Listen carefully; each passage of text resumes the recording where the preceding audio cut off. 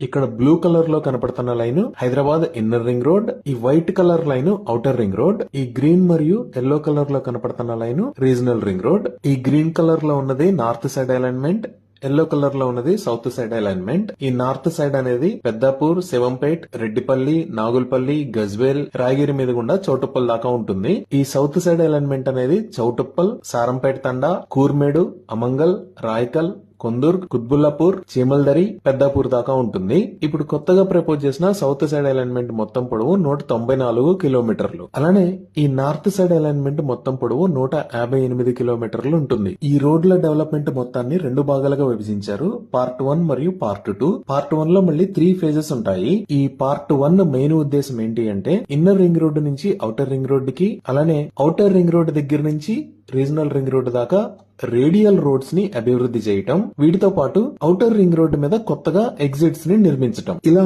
కొత్తగా ప్రపోజ్ చేసిన 3 ఎగ్జిట్స్ ఏంటి అంటే ఎగ్జిట్ 1A కి, ఎగ్జిట్ 2 కి మధ్యలో సుమారుగా జన్వాడ దగ్గర ఒక ఎగ్జిట్, తర్వాత ఎగ్జిట్ 11 కి, ఎగ్జిట్ 12 కి మధ్యలో కోహెడా దగ్గర ఒక ఎగ్జిట్, తర్వాత ఎగ్జిట్ 8 కి, ఎగ్జిట్ 9 కి మధ్యలో ఇక్కడ ఒక ఎగ్జిట్ ని ప్రపోజ్ చేశారు.